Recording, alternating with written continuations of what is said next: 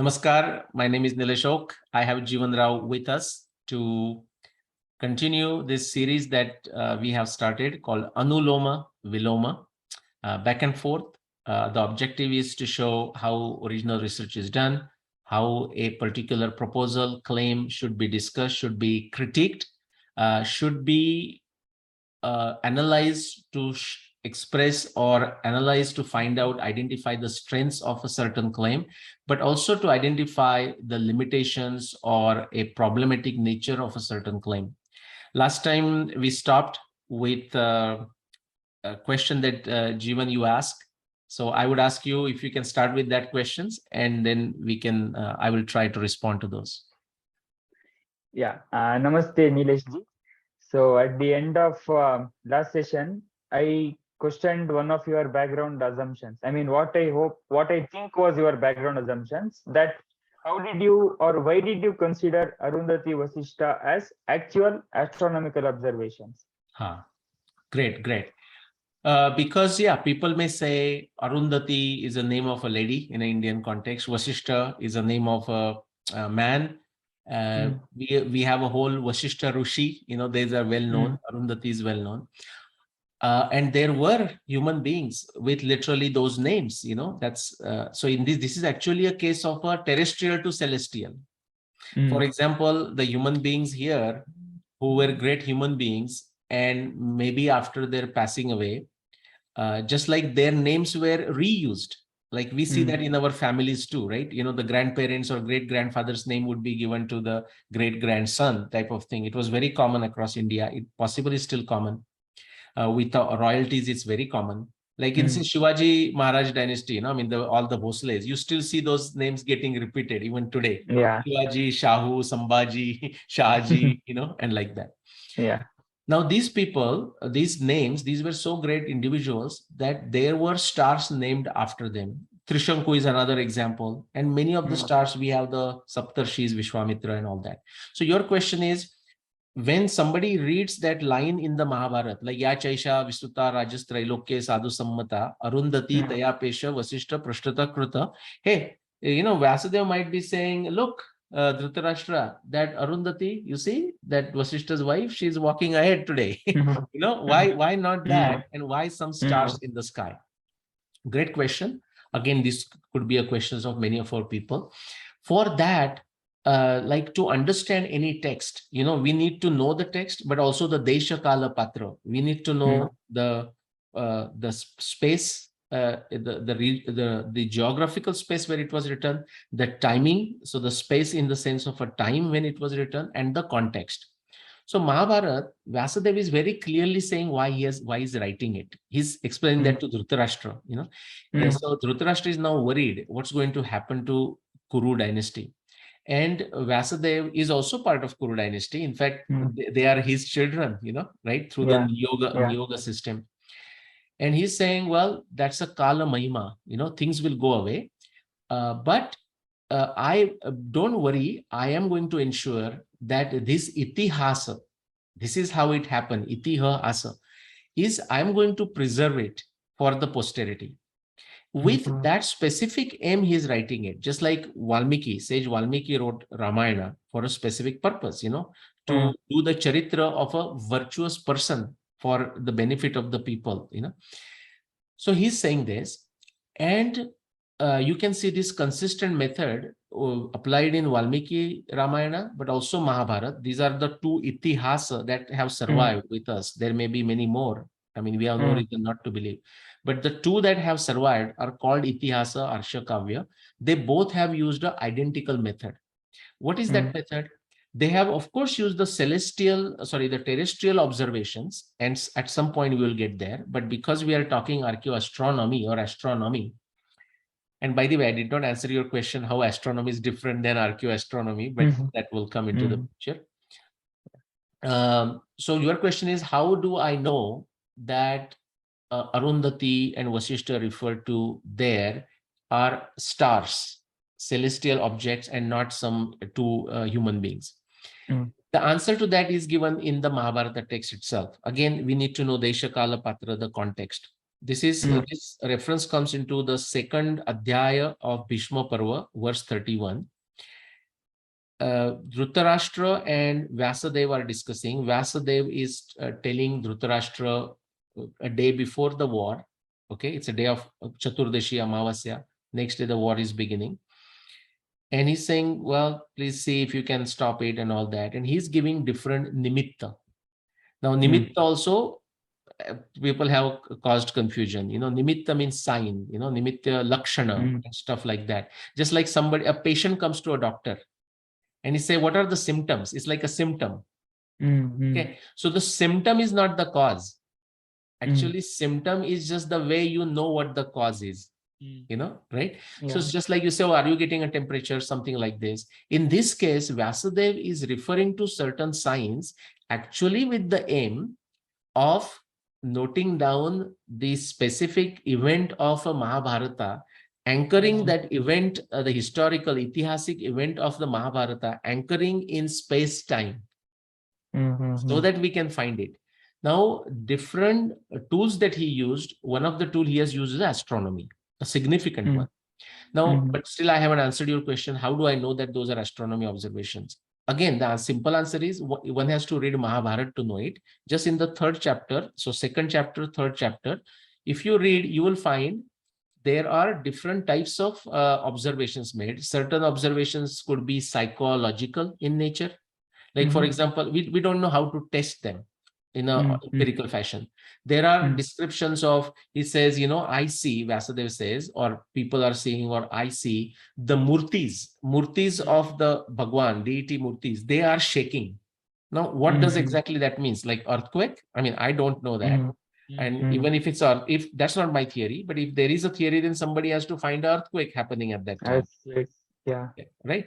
But there are many earthquakes. So now how do we know which earthquake is the Mahabharata time and so on? But that is one. Now that is not astronomy observation, but it is mixed with the astronomy observation. For example, Alaksha, just before this Arundhati verse, just few verses before, like 5-6 verses before, Alaksha Prabhaya Hina Purnimasi Cha Kartikim. Okay, Chandrodbhut Agni Varnasya Padma Varna Navastale. It is a description of a coppery moon of the Kartika full. Okay, or Rohini Pidayanesha Yato Raja Shaneshchare. The Saturn is afflicting Rohini. So so we know Shaneshchara is a Saturn, Rohini is a nakshatra, which is a celestial object. Okay, that's how we know that it is astronomy object. But one more. Arundhati description in the second chapter of Bhishma is not the only instance, by the way. There are many places that this has come. If you go to Vanaparva, for example, there is a very long discussion on Arundhati, different nakshatra system. Uttara, Udyoga Parva also has that. And so Arundhati as a star and Vasishtha as a star has been discussed many places in the Mahabharata text. Quickly, the last one, and sorry, I took time on this. How, because other people have, you did not ask me, but other people have asked me, like, how do we know that what Vyasadeva is referring to at that time is the same Arundhati Vasishtha, even as the stars in the sky, right? Because today in the Saptarshi we call these. Well, again, the answer is that Arundhati Vasishtha, the celestial Arundhati Vasishtha in part of Saptarshis is being discussed in our ancient text, even going before, back before Mahabharata, number one. But in the Mahabharata, there is a beautiful description of where exactly the Saptarshis are, where exactly Arundhati is, and where exactly is Vasishtha is. They say, okay, look at the eastern direction, northeastern direction. There is another description. And, you see Saptarshi come and that beautiful Arundhati and that Vasishtha and the nakshatra Swati. So if you see in the sky, even their relative position within the sky is also given. So anyone who reads Mahabharata and anyone who is willing to take it on a Shraddha should have no doubt that this is referring to the astronomy objects, specific astronomy objects from the Saptarshi or the Ursa Major that we refer to it today. Okay, yeah. And so this part is, I hope it's clear. It's clear for me, and I hope it's clear for the audience. Yeah. So, and coming back to one of the statements that you made, I mean, you said that you did not answer archaeoastronomy versus astronomy, right? So I think a thought just came to my mind as you were speaking. So astronomy is the observation of the current observable sky. Yeah. So does archaeoastronomy means connecting the dots of uh, previous observations?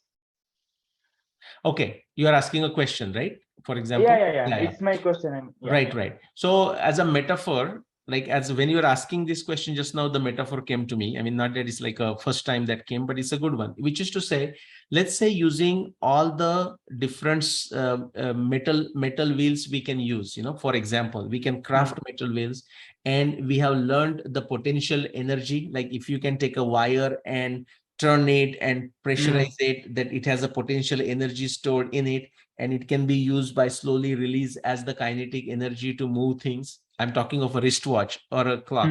So if you can have a combinations of these different wheels coming together in a very intricate arrangement with some power, like you may not have seen, your generation has not seen the wristwatches, that we I have am wearing such watch here, Nileshji. And do you need to do this, by the way, or no? It's a battery now, right? Yeah, this is no, this is automatic. By hand movement, it charges. HMT watch. Yeah. I used to have one too. Correct. Yeah, there's that energy, right? But this, there we used to in the every night. I mean, even I have used that. Like at night, you have to do it, right? And then it goes for 24 hours kind of thing, or 36 hours. So that energy, so that one is like you use the existing technology to create a wristwatch or create a watch, let's say. Now you are using this watch to make sure that you get up on time, make sure that you eat at the right time, make sure that you don't miss your train or an aeroplane, make sure that you know when to go to your next class. So now you're using it. I'm just using that as a metaphor to say, this is a celestial clock out there. The movements of the sun, the movements of the moon, and the great Indian sages, they added the background stable network of the nakshatra system, the stable star system. Not only stable, but the moving star system also, because they made use of it. They used all of this, the metaphorically think of that as those wheels, different metal crafted wheels. They very brilliantly, I mean, if people understand, they should get goosebumps. That is the Indian lunisolar calendar. They brought this together. Okay. Lucky them, they did not have to do this. Okay. It has been done by the ultimate reality, that is spinning it.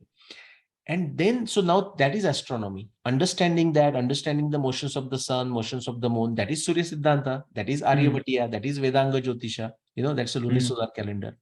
So think of that as astronomy. Astronomy is time because it was made for time. Like, what is the job of a wristwatch? There is no confusion about it. It is time. It is to tell time. Astronomy, the way Indian great sages used it, it is a time. Now they use that to record the event so that even in the future, people will know about that. Now, they did it in their own ways in different places. In many other places, the evidence that is remembered or embedded is not sufficient for us to tell exactly when something happened. By luck, it's our fortune and it's the greatness of the likes of Valmiki and Vyasa that they embedded so much evidence, sufficient evidence to solve the crossword puzzle, sufficient evidence to solve the jigsaw puzzle, and therefore we do it. So astronomy is like a wristwatch, and our use of that wristwatch to live our life is archaeoastronomy, as a metaphorically speaking. Okay, yeah, perfect. So, I mean, I'm glad you brought up Indian lunisolar calendar system here. So, now drawing from your Arundhati Vasishtha observations answer, so I'm going to move forward now. So, using Arundhati Vasishtha observation, you used modern simulators, right? Like Voyager simulator, and you narrowed down to 5561 BC as the year for Mahabharata war. So, that is Julian in, I think that follows the Gregorian or Julian ways for timekeeping.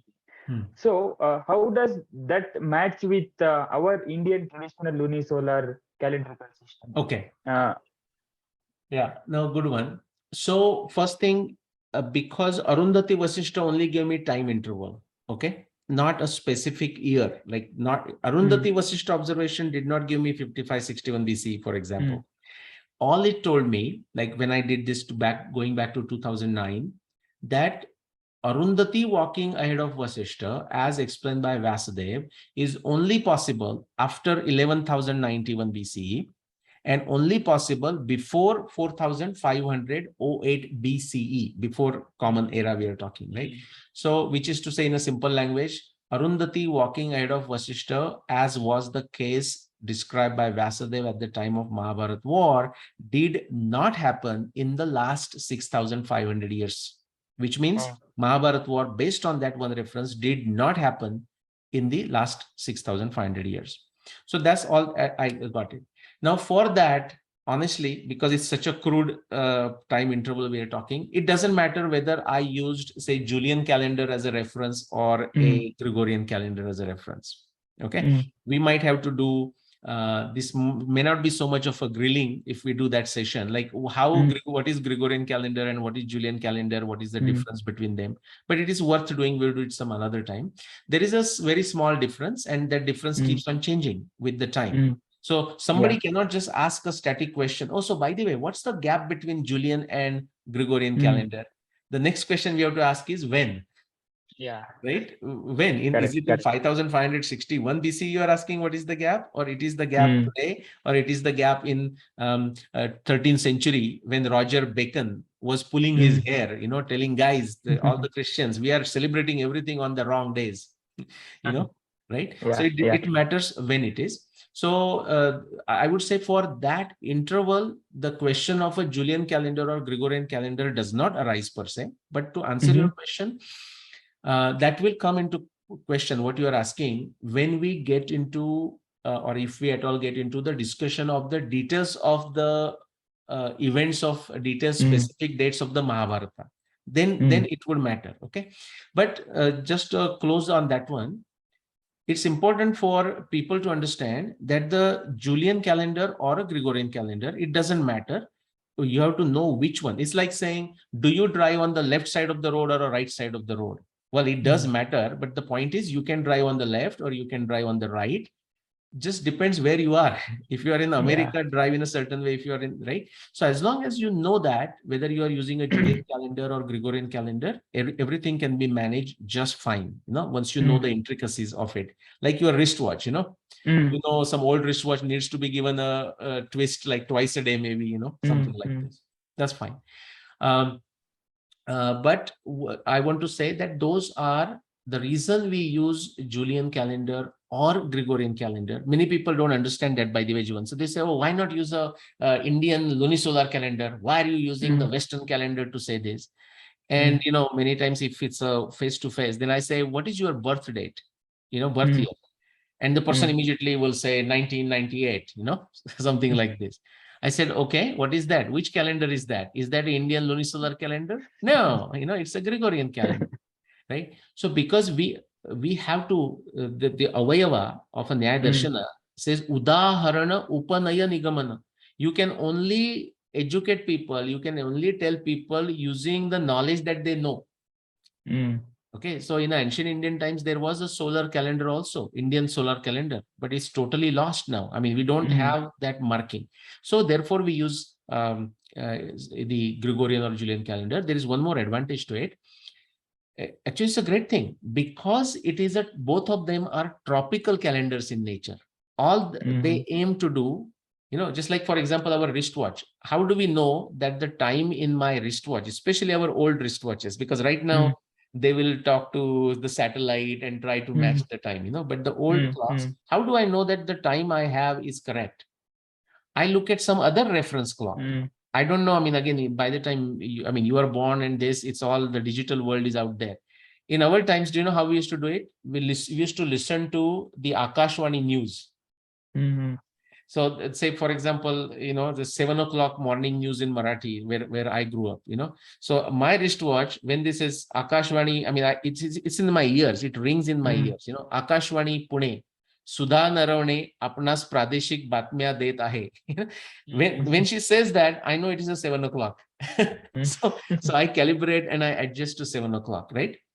So similarly, the Gregorian and Julian calendars are adjusted to these Akashwani Pune Sudha Naravane, 7 o'clock type, is the day of winter solstice, day of summer solstice, day of spring equinox, day of fall equinox. And that's why it is actually useful. That's a long subject. How it becomes very fascinating as a good reference calendar to use to understand the antiquity or understand or actually date the events in either Julian or a Gregorian calendar. Okay. So, just like in Western timekeeping system, we have right now we have Julian and Gregorian, right? Similarly, if I remember correctly, even in Indian lunisolar system, we have two types of time reckoning. Purnamanta, I mean, one from full moon to full moon, and one from new moon to new moon. So, how does this timekeeping or this way of timekeeping affected your Mahabharata research? Well, okay. Just like I said, it does not. A great question, by the way. So I'll repeat the question. In an Indian context, we have currently contemporary times. We have at least two types of system. There are actually many calendars, but we'll just broadly say two calendars or two types of system. These are not even two calendars. One is called Purnamanta and Amanta. Okay, so the lunar month, the way it is recognized in a Purnamanta, it is from full moon to full moon, is a 1 month. Okay, that particular name will stand. Like if it's a month of Shravan, it's a month of Bhadrapad, that will stay for full moon to full moon. And in Amanta system, it is from Amavasya to Amavasya, that is the month. Now, broadly speaking, we can say in the northern India, the Purnamanta is followed. This is a very crude way of dividing the line. And in the southern area, it is the Amanta. So southern, meaning Maharashtra also, it is Amanta system, for example, Now, how does it affect? This distinction is very local. Okay, it doesn't affect like say something happening Mahabharata. Like it will affect, it may affect the specific day of the Mahabharata event, but it will not affect the Mahabharata year, or it will not affect the Mahabharata bracket, like of say 1,000 years, 200 years, it will not affect. Just as a metaphor, I will tell you, in India, we use one time clock, time zone. All of India has a one time zone. Because of the geographical nature of it, it works. In America or Canada, it doesn't work like that. As you may know, like we have a different time zones, right? The Eastern Standard Time Zone, then the Central, then the Mountain, and then the Pacific. And if you go to Canada, actually, there is even one more. And actually, America also, Hawaii is another, although it's part of Hawaii. In Canada, like the easternmost island, easternmost place called Newfoundland, the St. John's, Newfoundland, they use another half an hour. Another half an hour.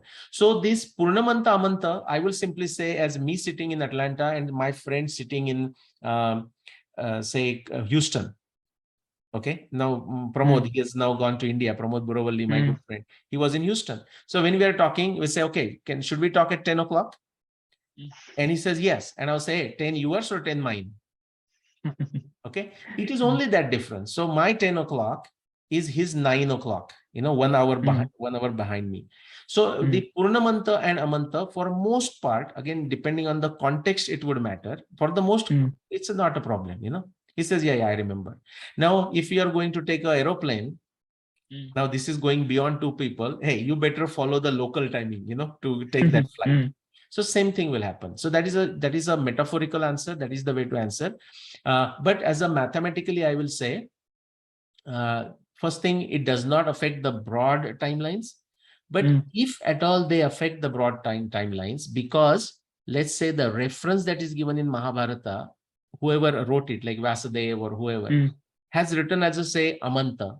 But if I'm taking that as a Purnamanta, or if it is written by him as a Purnamanta, but say I am interpreting that as a Amanta, in principle, in theory, the maximum difference that can happen is about 1,000 years, 1,000 years. Okay, which is to say the 15-day difference, because the Amanta and Purnamanta, they actually share 15 days in between, and they go by the exactly same name. The Shukla Paksha of a lunar month, both Amanta and Purnamanta come together for those 15 days. And we can discuss that sometime in the detail afterwards if we get there. And after those 15 days, again, they deviate their ways. The name change, Nothing changes in the sky, but their nomenclature changes. Only thing is nomenclature change. So that's like me saying my 10 o'clock mine is not same as 10 o'clock in Houston, Texas. That's the only difference. But as long as we understand what's the difference, yeah, we can both talk at 10 o'clock. My friend Pramod knows when I say 10 o'clock Atlanta time, he knows it's a 9 o'clock his time, and everything works just fine. Okay, so considering this possible variation in the time of reckoning, so are you saying it is possible that 5561 BC plus or minus 1000 years can happen? Good question. You, in fact, in our true to what we want this program to be, you shouldn't ask in this polite way. You should say, okay, so Nilesh, so basically you are not damn sure about your 5561 BCE. You say in reality, you are admitting that it can be 5561 BC plus minus 1000. That's how you should ask. Then it comes out as a grilling question. Okay. No, so we have to practice. We will do this as we do. As we go here. The answer to that question is no, absolutely decisively no. That because this is not how I arrived at 5561 BCE. Because the Purnamanta or Amanta has no relevance whatsoever how I arrived at 5561 BCE, or how even, for example, I arrived at 16 October 5561 BCE. By the way, that's a Julian reference calendar there. As the first day of the war. It has absolutely nothing, period, no ifs and buts, to do with Amanta or Purnamanta. Therefore, that date, that calculation can be right or wrong. That's a different story. But no one can say, hey, based on Amanta and this, there should be a variation of 1000 years. No, I mean, I'm not saying it to you. I'm saying, no, that's utterly wrong understanding, wrong comprehension, illogical, unscientific. Person doesn't understand astronomy, person doesn't understand lunisolar system, lunisolar calendar, and so on. Okay, yeah, that's I think we cleared that aspect of doubts from viewers and also from my end.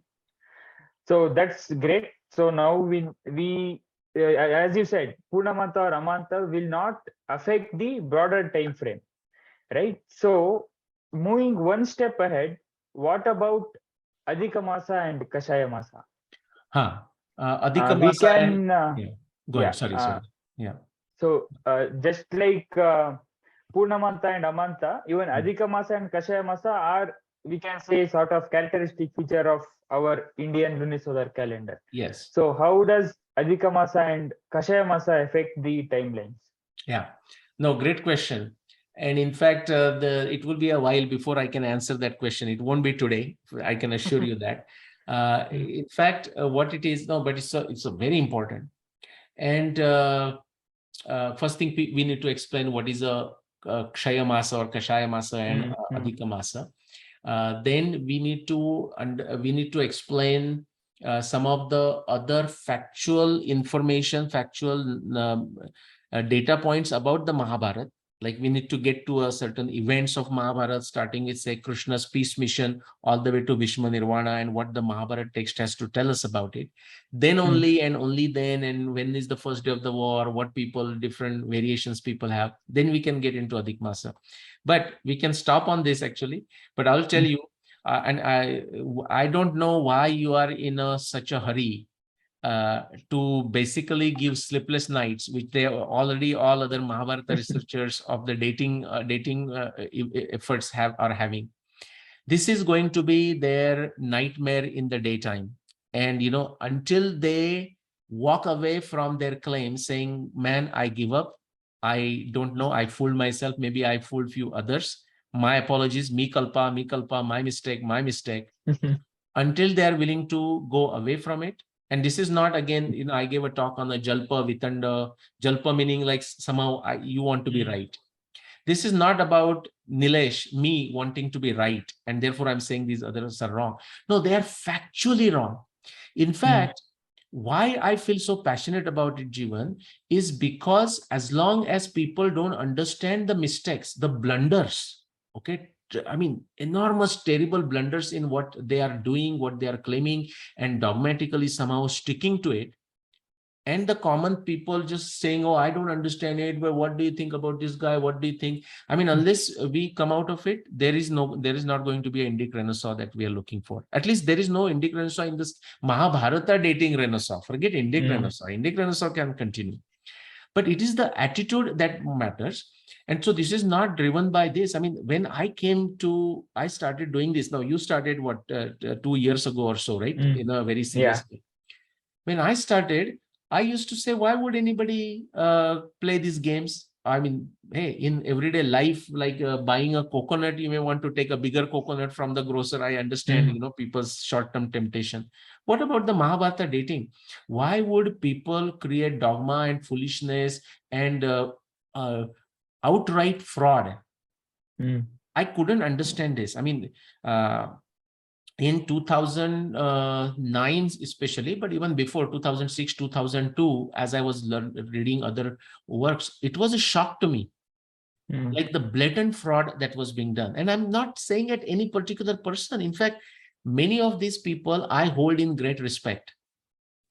Okay, but I just don't understand what was going in their brain. So I'm saying is actually, before we get to, and we'll stop today on this Adhika Masa.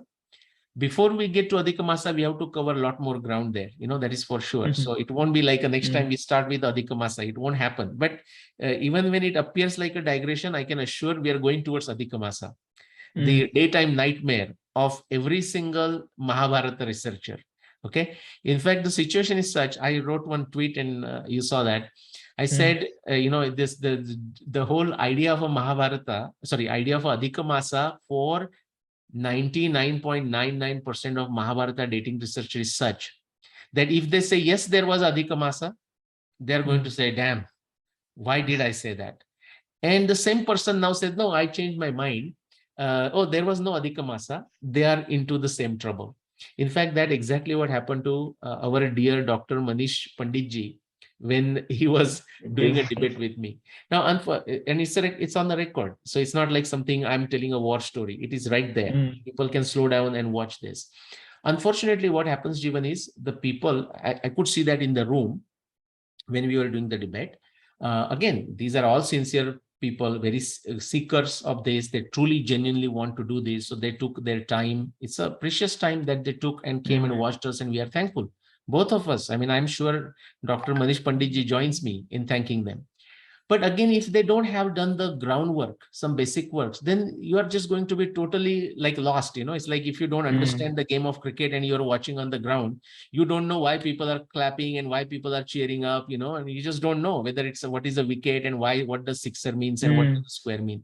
It was a similar situation. That's why I think it was lost on people there.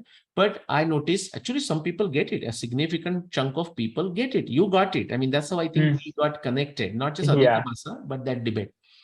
But many majority people don't get it, but they don't know that they should keep their mouth shut or spend their time learning about it before communicating. My point is, Adhika Masa is going to be Adhika Masa, or a lack of Adhika Masa is going to be, either way, is going to be a nightmare for anyone who claims anything after 4500 BC, as if the Bhishma Nirvana or Arundhati Vasishta is not a nightmare. It is a nightmare for them. But Adhika Masa is the, I would say, even more humorous, more funny nightmare. And we will just go detail by detail, and we will discuss that. But unless you have another question, we can stop on that Adhika Masa as the fascinating thing to explore. Sure. I am personally very excited to know about this Adhika Masa situation. Okay. Really looking forward to it. All right. And we'll stop on this. So before we come for the next episode, if there's any request or suggestion from me, it's like you have to get tougher on me, not ask a question in the information, the grill me like that. You ask me about the Amanta and Purnamanta. You say, okay, so you are telling me that you are not confident about 5561 BC. Actually, in reality, it can be 5561 BC plus minus 1000 years, right? That you said that, Nilesh. You said that. And I said, no, that's not what I'm saying. And then the onus is on me to give an example, to say why it is not so, which I did today. Okay. Thank you. Sure. Thank you, Jivan. And we will continue this. And I will request our audience, when you do see this, out in the public domain. Please write your comments. Please be brief. Please be focused to what we have discussed. And also let us know if you think this is useful, this is valuable, this is educational. And you can also give us very focused, crisp suggestions on what we meaning both Jeevan and myself, can do different. Okay. So thank you, Jeevan, again. We'll see you next time into another episode of Anuloma Viloma. Jeevan, before we close, something else came to my mind, because it's happening. I'm experiencing this, and I'm sure it's your book, so you must be experiencing it. Some of the flyers that are created by, say, Subbu Publications or whoever, for your book and the pre-order, I post it in a social media, or my volunteer team posts it in different places. And that's link, that particular flyer usually has the link to order, but it's not necessarily an active link. Like they have to type that address or something. And so my thought is, with your permission, to actually in this Anuloma Viloma series, to put that link, pre-order link, into the description. Is that something good idea to do, or it's okay? Is it okay? That's very kind of you, Nilesh ji. Yeah, that would be perfect actually. Yeah. Okay. The pre-order link will also have a short synopsis of the book, so Yeah. it will also help the readers, potential readers, to get some idea about what to expect. Yeah. Right. Thank you so much. Perfect. I hope then people still don't ask, like, where do I go in a description and where do I find the link? Usually the link can be seen with a different color and they can click on it, and order it. Excellent. And looking forward to next session of Anuloma Viloma, okay, with you. And let's have some more fun. Thank you. Sure. Thank you, Nilesh.